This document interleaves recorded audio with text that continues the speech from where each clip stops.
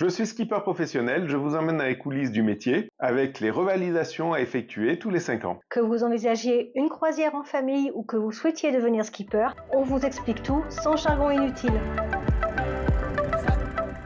Vous pensez qu'être skipper, c'est juste conduire un bateau ?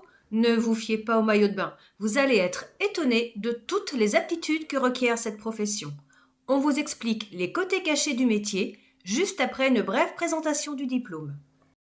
Pour travailler en professionnel sur un navire à pavillon français, il faut le brevet de capitaine de sang.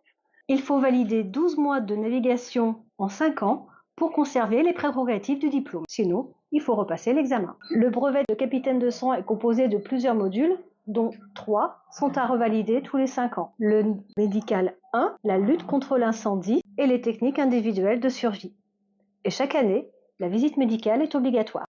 Un prof, 12 élèves, et nous voici sur les bancs de l'école. Et c'est pas facile de retourner à l'école, de rester assis pendant quelques heures derrière un bureau. Ce qui est très intéressant, c'est que ça permet aussi de discuter avec des gens du métier. On était avec des gens qui étaient au lamanage, il y avait des pilotins qui emmènent les pilotes pour les ferries, il y avait des gens qui faisaient le même métier que nous sur un voilier, des gens qui faisaient des sorties en mer à la journée sur des semi-rigides. La mer, c'est plein de métiers. Oui, William, rencontrer des collègues, c'est toujours enrichissant. Revenons aux journées de formation qui nous permettent de nous tenir à jour des évolutions techniques, pratiques et de la réglementation. On commence avec le module médical 1. Derrière ça, des exercices pratiques de premier secours, la mise en PLS, l'utilisation d'un défibrillateur. On a revu aussi la pose du garrot. L'enseignement médical vise à acquérir des compétences pour donner les informations utiles et nécessaires au secours. On révise le bilan respiratoire, le bilan circulatoire, le bilan des fonctions vitales et le bilan neurologique. La formation vise à savoir maintenir l'état de la victime jusqu'à l'arrivée des secours.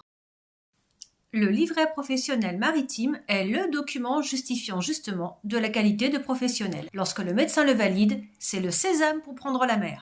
Le deuxième module, les techniques individuelles de survie, où on s'entraîne à survivre dans l'eau.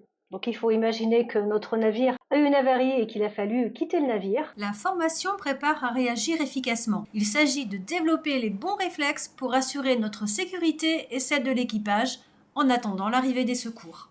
Les procédures d'abandon du navire, la maîtrise des combinaisons et radeaux de survie, les techniques d'embarquement et de regroupement dans l'eau et la survie en mer. De vous à moi, réaliser les exercices avec la combinaison de survie, ce n'est pas toujours facile.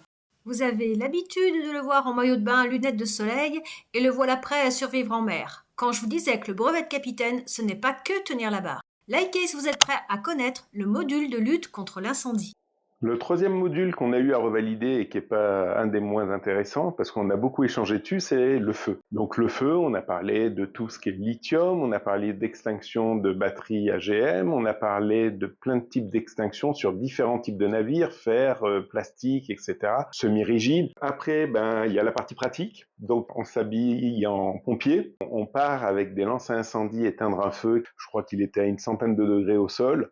Donc on est en combinaison avec le masque, la bouteille dans le dos. C'est dans une situation réelle, on n'a pas le stress, on n'a pas la mauvaise mer, on sait qu'on est encadré, ils peuvent arrêter le feu en appuyant sur un bouton, on n'est pas dans une situation de panique, et je vous promets que quand on est dedans, c'est quelque chose.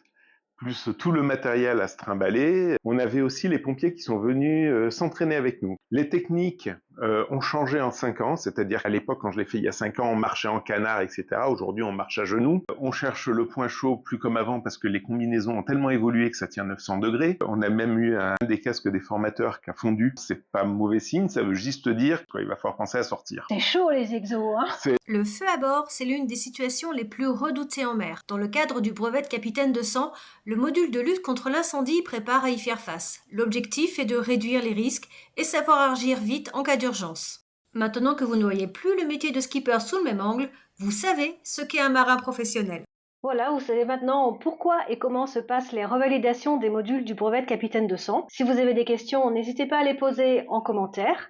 Et si vous souhaitez passer une croisière avec nous, je vous mettrai le lien pour aller visiter notre site internet. Juste un petit mot quand même sur le centre de formation du lycée maritime de Bastia. Un seul gros regret de ne pas avoir 15 ans aujourd'hui. Parce qu'ils ont un centre de formation pour les gamins. J'espère qu'ils se rendent compte de la chance qu'ils ont. Ils ont un super outil pour des entraînements simultanés et pour les jeunes qui veulent se lancer dans le métier. Je pense que c'est passionnant. Et c'est un lycée qui progresse, qui évoluent avec les demandes de leurs partenaires, qui sont les sociétés où vont être embarqués les jeunes. Je regrette de ne pas avoir 15 ans parce que je crois que j'aurais refait ce métier avec plaisir. Ben voyons, plutôt que remonter dans le temps, on prend rendez-vous dans 5 ans pour un nouveau recyclage des formations de base à la sécurité. À bientôt!